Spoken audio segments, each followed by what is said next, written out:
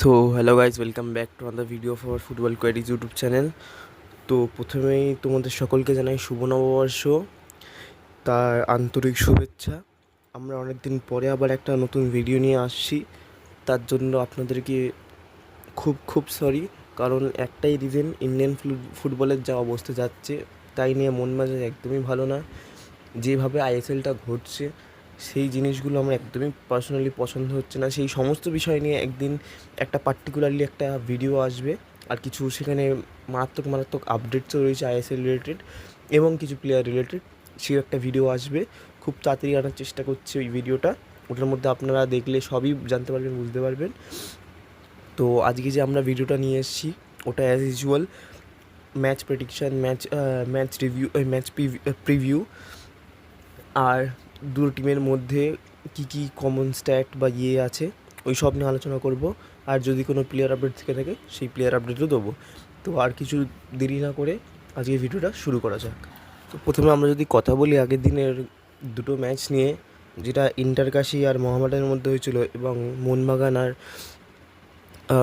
পাঞ্জাব এফসির মধ্যে হয়েছিল, সেই দুটো ম্যাচ নিয়ে যদি আমরা কথা বলি তাহলে মধ্যে প্রথমে আমরা যেটা কথা বলবো সেটা হচ্ছে ইন্টারকাশি আর মোহামেডানের যে ম্যাচটা হয়েছিল তার মধ্যে কিন্তু একটি মাত্র গোল দিয়েছিলেন ইন্টারকাশির হয়ে আসিফ খান, সেটা 15 মিনিটের মাথায়। সে একজন কিন্তু ভালো ট্যালেন্টেড রাইট উইঙ্গার, যা আমি দেখতে পাচ্ছি, বা রাইট মিডফিল্ডার, এবং বা রাইটের সেন্টার মিড থেকে অপারেট করতে পারে, ক্যামেও খেলতে পারে অনেক সময়। কিন্তু আমি যা দেখছি সেই ছেলেটা কিন্তু অনেকটাই নিজের মধ্যে আত্মবিশ্বাসী হয়ে উঠেছে এবং চেষ্টা করে যাচ্ছে আরও গোল খোঁজার। তো সেই হিসাবেই হাওয়াসের সঙ্গে মিলে কিন্তু ইন্টারকাশিকে 1 গোলে জেতাতে সক্ষম হয়েছে। এবং অপর দিকে দেখতে গেলে মোহামেডান কিন্তু মাঝখানে ভালো পারফর্ম করছিল, মাঝখানে কিছু একটা হয়তো ডাউনফল এসছে, তার জন্য কিছু কমিউনিকেশনের প্রবলেম হয়েছে নিজের টিমমেটসদের সঙ্গে, এবং কিছু মিসকমিউনিকেশনের ফলে এই ম্যাচটা তারা 1-0 গোলে হেরে যায়। তো তাদের দুজনের ম্যাচের মধ্যে আমরা খুব একটা পার্থক্য দেখতে পাচ্ছি না পয়েন্টস টেবিলের মধ্যে। ইন্টারকাশি এখন চলে এসছে 8 নম্বরে আর মোহামেডান চলে এসছে 14 নম্বরে, যেখানে তারা ছিল। ইন্টারকাশি 8 ম্যাচে 11 পয়েন্ট নিয়ে রয়েছে, আর মোহামেডান 7 ম্যাচে 0 পয়েন্ট। তো এটা একটা অবিশ্বাস্য ব্যাপার। মোহামেডানের হয়তো 3 না 2 বছর মতো, কিছু একটা সামথিং মনে পড়ছে না, হয়তো হলো 2-3 বছর মতো, তাও এরকম হতাশজনক পারফরমেন্স করে যাচ্ছে। ওপর দিকে পাঞ্জাব যখন ঢুকেছিল আইএসএলে, ঢুকেই কিন্তু পুরো মাঠ কাঁপিয়েছিল। তারা কিন্তু এসেই পরপর ম্যাচ উইন করতে স্টার্ট করেছিল, হার ছিল, ড্র করছিল, সবই ঠিক আছে, কিন্তু পয়েন্টস টেবিলে একদম তলানিতে ছিল না, যেটা ইস্টবেঙ্গল বলো কি মোহামেডান বলো এদের জন্য হয়েছে। ইন্টারকাশিও সেদিক থেকে দেখতে গেলে যেই বছরই ঢুকেছে সেই বছর থেকেই চেষ্টা করে যাচ্ছে জেতা, তাদের ঘরে ট্রফিটা আনার। জিতু ঘরুক সেটা পরের কথা, খেলার মধ্যে হার জিত অবশ্যই আছে, কিন্তু তারা চেষ্টা করছে। কিন্তু মোহামেডানের মধ্যে আরেকটা সমস্যা যেটা আছে স্পন্সরশিপ নিয়ে, সেটাও তারা মেটানোর খুবই চেষ্টা করছে। খুবই শীঘ্রই তারা কিছু একটা ব্যবস্থা করতে চলেছে, সেটা নিয়ে একটা আপডেট রয়েছে, সেটা পরের ভিডিওতে আমরা অবশ্যই জানাবো। তো এবার যদি আমরা চলে আসি পরবর্তী আপডেটটায়, মানে ম্যাচ রিভিউটাতে, সেটা হচ্ছে মোহনবাগান আর পাঞ্জাব এফসির মধ্যে যে ম্যাচটা হয়েছিল ও গতকাল, সেটাই 12ই এপ্রিল। তো সেই ম্যাচটা কিন্তু 3-2 গোলে পরিচালিত হয়েছিল, যেখানে মোহনবাগান 3টে গোল দিয়েছিল এবং পাঞ্জাব এফসি 2টো গোল দিয়েছিল। তো প্রথমে যে গোলটা দিয়েছিল সেটা হচ্ছে র্যামিরেজ, 12 মিনিটের মাথায় পাঞ্জাবকে ফার্স্ট লিগটা এনে দিয়েছিল, এবং তারপরেই কিন্তু গোল করে জেমি ম্যাকলারেন গোল শোধ করে দেয়।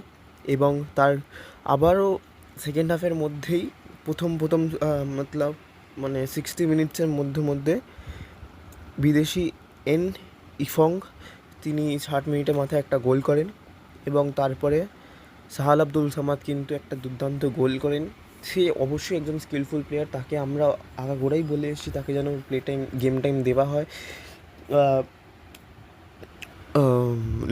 লোবেরা কিন্তু তাকে অনেক সময় আমরা দেখেছি বেঞ্চের মধ্যে বসিয়ে রাখে, সেটা কিন্তু করলে চলবে না, কেননা আমাদের এই মোহনবাগান টিমটার মধ্যে কিন্তু খুবই অভাব একজন প্লে মেকারের, যেটা কিন্তু সাহাল আব্দুল সামাদ পূরণ করতে পারে নিজের ক্ষমতা দিয়ে। তো সেটা কিন্তু সে চেষ্টা করে যাচ্ছে রীতিমতো।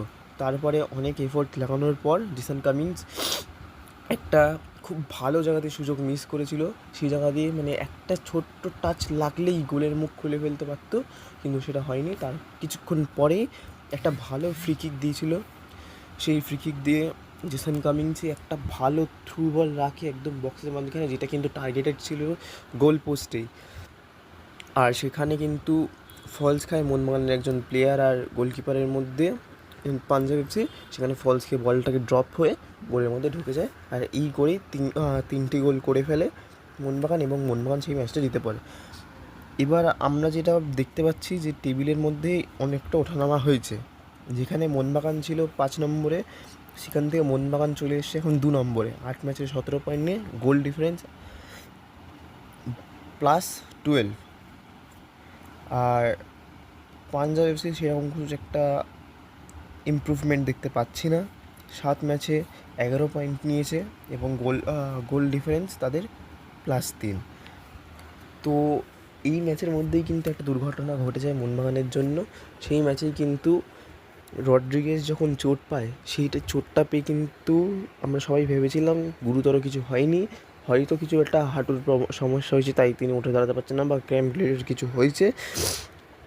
কিন্তু সেটি না, তিনি কিন্তু ACL গ্রেড 2তে সাফার করছে এখন। তার ফিরতে রীতিমতো সবাই চেষ্টা করছে তাকে যেন রীতিমতো ফেরানো যায় খুব তাড়াতাড়ি যত সম্ভব। কিন্তু যা রিপোর্টস বলছে, তিনি কিন্তু মিনিমাম 3 থেকে 5 মাস মতো মাঠের বাইরে থাকতে পারে। তো এইটা কিন্তু খুবই একটা চাপের বিষয় লোবেরার জন্য। কিন্তু আমরা যদি ওভারঅল MBSGর টিমটাকে দেখি, সেই টিমটার মধ্যে কিন্তু কোনো কিছুই নেই যে এরকম যে অন্য একটা টিম আসবে বাইরের থেকে শুধুমাত্র রড্রিগেজ নেই বলে হারিয়ে দেবে। আমরা জানি যে আপুইয়ারও একটা গুরুতর চোট আছে, সেই চোটটা সারিয়ে আসতে তার কিছু সময় লাগতে পারে, বা তিনি হয়তো এখন ছেড়ে গেছে, তাতেও তিনি খেলতে পারবেন, 80% ফিট রয়েছে। তো এরকমটাই ব্যাপার হলো রড্রিগেজের সঙ্গে। রড্রিগেজ যদি খেলতেও পারে, 20% ফিট হয়েও যদি খেলতে পারে, খেলতে পারবে না এটা আমরা সবাই জানি, কিন্তু আমি কথার কথা বলছি, যদি খেলতে পারে এটা কিন্তু একদমই না যে অন্যরা টিম আসবে এসে হারিয়ে যাবে শুধুমাত্র রড্রিগেজের জন্য। সবাই আছে MBSGতে, সবাই রয়েছে যারা যারা লাস্ট মোমেন্টে ম্যাচ উইন করতে হবে। যেরকম জেসন কামিন্স লাস্ট মিনিটে গোল করেছিল, গোল করে জিতিয়েছে লাস্ট কয়েকটা মিনিটের মধ্যে। সেরকমই রড্রিগেজের জায়গায় টম অ্যালডারটকে খেলাবে। সে কিন্তু একজন ভালো ডিফেন্ডার, তাকে কিন্তু সুযোগ দেওয়া উচিত। তার উচ্চতাটাও কিন্তু অনেক, হয়তো তিনি অতটা মারকুটে নয় রড্রিগেজের মতো, কিন্তু তিনি এহেম টাইমে টিমটাকে কিন্তু জেতানোর ক্ষমতা রাখে ডিফেন্ড করে। তো আর কিছুই মোহনবাগানের ব্যাপারে বলার নেই। তো আমরা এটাই প্রার্থনা করবো যাতে রড্রিগেজ যেন খুব তাড়াতাড়ি যত সম্ভব তিনি যেন সুস্থ হয়ে মাঠে ফিরতে পারেন, এটাই আমরা সবাই চাইবো। এরপরে যদি আমরা কথা বলি আজকের ম্যাচ নিয়ে, আজকের প্রথম যে ম্যাচটা রয়েছে সেটা পয়েন্ট টেবিলে পড়ে থাকা 10 নম্বর এবং 13 নম্বর টিমের সাথে, যেটা হচ্ছে 10 নম্বরে আছে হচ্ছে নর্থ ইস্ট ইউনাইটেড এবং 13 নম্বরে আছে হচ্ছে কেরালা ব্লাস্টার্স। তো আমরা যদি দেখি তারা যতগুলো ম্যাচ খেলে নিয়েছে, তাদের পক্ষে আর সম্ভব হতে পারে না যে তারা হয়তো যে লিগ শিল্ডটা আনতে পারবে নিজের পকেটে। তার মধ্যে অনেক ক্যালকুলেশন লাগবে, বিভিন্ন রকমের ক্যালকুলেশন লাগবে, তারপরে কি যদি হয়, তো সেটা কোনো মতেই সম্ভব না। আমরা অনেকবারই দেখেছি ISL-এ সেরকম কখনোই কারোর সাথে হয়নি, খুব কম যে ক্যালকুলেশন হয়ে তারা উঠে গেছে, কিছু একটা হয়েছে। কিন্তু যতদূর সম্ভব তারা কিন্তু আর কিছু করতে পারবে না। তো তাদের দুজন টিমকেই এখন একটাই জিনিস ভাবতে হবে, আমাদের হারানোর কিছু নেই, যা আছে যতগুলো ম্যাচ বাকি সবগুলোতেই মাস্ট উইন ম্যাচ, জিতবো, নিজেদের টিমের জন্য জিতবো। শিল্ড জিতি কি হারি পরের কথা, ক্যালকুলেশন পরে হওয়া যাবে। আমরা নিজেদের টিমটাকে জেতাবো, পরপর জিত আনবো, এনে আপলিফ্ট হবো পয়েন্টস টেবিলে। 1 নম্বরে যাবো কিনা জানি না, টপ 5-এর মধ্যে, টপ 6-এর মধ্যে, টপ 7-এর মধ্যে আসার চেষ্টা করবো, এটাই আমাদের মনোবল যেন থাকে। এবং আমরা যদি দেখি নর্থ ইস্টের প্লেইং ইলেভেনের মধ্যে কোনো কিছু চেঞ্জেস হবে না বলেই আমাদের মনে হয়। 2 নম্বর যা পারফরমেন্স করছে তাদের পারফরমেন্সটা কিন্তু একটু হলেও বেড়েছে, এবং কেরালা ব্লাস্টার কিন্তু একদম নতুন ছন্দে ফিরে এসে দেখতে পেয়েছি আমরা। আগের ম্যাচে যে BFCর সাথে যে ম্যাচটা হয়েছিল, সেই ম্যাচে কিন্তু খুবই ভালো লেগেছিলো কেরালা ব্লাস্টারের টিমটা দেখে, এবং কেরালা ব্লাস্টারকে যে টিমটা পুরো চেঞ্জ হয়েছে, সেই চেঞ্জটা নিয়েও একটা পার্টিকুলারলি একটা ভিডিও আসতে চলেছে। এই ভিডিওর জন্য তোমরা চ্যানেলটাকে সাবস্ক্রাইব করে রেখো, তাহলে কিন্তু তোমরা প্রথমেই আমাদের ভিডিওটা দেখতে পারবে এবং আসলে সঙ্গে সঙ্গে তোমরা বুঝতে পারবে। তার জন্য বেল বাটনটাকেও প্রেস করে রাখতে হবে। তো এর পরের যে আমাদের ম্যাচটা রয়েছে সেটা হচ্ছে কিন্তু কালকে, যেটা ইস্ট বেঙ্গল আর ব্যাঙ্গালোরের মধ্যে রয়েছে। তো ইস্ট বেঙ্গলে কিন্তু একটা সমস্যা উঠে দাঁড়িয়েছে, যেখানে মহেশ কিন্তু একদম একটা গুরুতর চোট পেয়েছে। সেটা কিন্তু আমরা এখনও জানতে পারিনি, কিন্তু যতদূর সম্ভব আমরা শুনতে পাচ্ছি সে কিন্তু এখন এই আইএসএল মরশুমটা হয়তো খেলতে পারবে না। তো তিনি কিন্তু এবার যত তাড়াতাড়ি সম্ভব তিনি চিকিৎসা করে, যত তাড়াতাড়ি সম্ভব রিহ্যাব সেশন কমপ্লিট করে, কিছু বল প্র্যাকটিস করে কিন্তু ফিরতে চাইবেন এই সিজনের মধ্যেই। আর পরে যে হাতে কয়েকটা গোনা ম্যাচ, সেই ম্যাচের মধ্যে যদি ফিরতে পারে তাহলে তো খুবই ভালো, না হলে কিন্তু এই আইএসএল সিজনে আর তাকে দেখতে পাওয়া যাবে না। অন্যদিকে যদি আমরা দেখতে চাই মহেশ ছাড়া, সেখানে কিন্তু রয়েছে রাইট উইংয়ে এডমন্ড, লেফট উইংয়ে বিপিন, বিষ্ণু রয়েছে, নান্দা রয়েছে। নান্দা কিন্তু একদম প্রাইম ফর্মে ফিরে আসছে আস্তে আস্তে, আমরা সকলেই দেখতে পাচ্ছি। তাকে কিন্তু গেম টাইম দেওয়া খুবই জরুরি, এবং বিষ্ণু কিন্তু চান্সেস খুবই ক্রিয়েট করছে, তাকে কিন্তু অবশ্যই গেম টাইম দেওয়া উচিত। তিনি কিন্তু একজন অতীব প্রতিভাশালী প্লেয়ার, তাকে কিন্তু ধরে রাখতে হবে ইস্টবেঙ্গলকে, এবং তাকে কিন্তু ভালো মতো ট্রেনিং দিতে হবে যাতে সে পরবর্তী সময়ে ইন্ডিয়াকেও ভালো মতো রিপ্রেজেন্ট করতে পারে এবং কিছু গোল তুলে আনে। আপাতত আমরা এটাই চাইবো, যাতে বিষ্ণু যে মিসগুলো করছে সেই মিসগুলো যেন না হয়, সেই বিষয়গুলোর দিকে কোচ ভেবে দেখুক। এবং আমরা যতদূর শুনতে পাচ্ছি কোচ কিন্তু ইতিমধ্যেই প্র্যাকটিস সেশন স্টার্ট করে দিয়েছে, এবং কোচ যেটা জানিয়েছে সেটা হচ্ছে যে অতিরিক্ত গরম পড়ার কারণে কলকাতায় তিনি কিন্তু প্র্যাকটিস সেশনটা একটু সন্ধ্যের দিকে করবেন, মানে 5টা-6টার দিক থেকে স্টার্ট হবে সন্ধ্যেবেলা। আর অপরদিকে যদি বিএফসি নিয়ে কথা বলি, মানে ব্যাঙ্গালোর এফসি নিয়ে কথা বলি, তো তাদের টিমেও কিন্তু একজন চোট পেয়েছে। সেটা কিন্তু আর অন্য কেউ নয়, মিডফিল্ডার স্যানচেজ। সে কিন্তু আমরা দেখেছি কাটিয়ে কুটিয়ে ভালোই গোল করতে পারে। সে কিন্তু একজন খুবই মারাত্মক ট্যালেন্টেড প্লেয়ার ফরেনার্সদের মধ্যে। বিএফসির মধ্যে বলতে গেলে সে কিন্তু একজন একটু চোট পেয়েছে। তার চোট না, সরি, আগের ম্যাচে রেড কার্ড দেখার ফলে সেই রেড কার্ডটা যদি না তুলে নেয় আইএসএল কমিটি, না তাহলে কিন্তু তাকে ইস্টবেঙ্গল ম্যাচে সাসপেন্ডেড থাকতে হবে, এবং সে কিন্তু গ্যালারি থেকে খেলা দেখবে।